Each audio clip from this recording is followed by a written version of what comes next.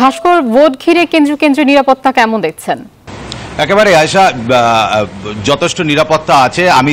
তুমি পুরোটাই বলে দিলে, আমি বলে দিই মাঝে যে ভারতের যেই 88টি কেন্দ্রে ভোট হচ্ছে সেই কেন্দ্রগুলো কিন্তু বিশেষ করে নজর থাকবে কেরলের দিকে আজকে আমাদের, কেন ওখানে রাহুল গান্ধী প্রার্থী আর কিছুক্ষণ বাদে ভোট দিতে আসবে। এছাড়া উত্তরপ্রদেশে অভিনেত্রী হেমা মালিনী আছে, কিছু চিফ মিনিস্টার আছেন, বর্তমান কেন্দ্রীয় মন্ত্রী কিছু আছেন। ফলে এই ভারতের দিকে যখন এরকম নজর থাকবে, আমি তোমাকে পশ্চিমবঙ্গের নিরাপত্তার বিষয়টা যদি তুলে ধরি, পশ্চিমবঙ্গে কিন্তু 3টি কেন্দ্রে ভোট হচ্ছে, সবই উত্তরবঙ্গে, রায়গঞ্জ, বালুরঘাট এবং দার্জিলিং।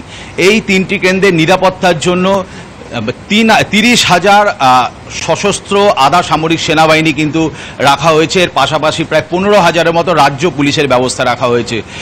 এবং এই কেন্দ্রগুলোয় এখনো পর্যন্ত সবেমাত্র সকাল 7টা থেকে ভোট শুরু হয়েছে এবং যথারীতি যা হয় এখনো পর্যন্ত, আমি নির্বাচন কমিশন অফিসে আছি, সেখানে এখনো পর্যন্ত 241টি অভিযোগ এসছে শাসক দল তৃণমূল, বিজেপি সমস্ত দল থেকে।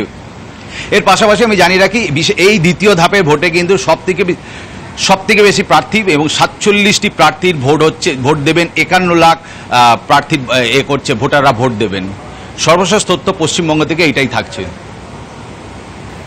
ভাস্কর, আপনাকে ধন্যবাদ। ডমেক্স টয়লেট রাখে ফ্রেশ 100 ফ্ল্যাশ পর্যন্ত, তাই ব্যবহার করুন ডমেক্স ফ্রেশ গার্ড।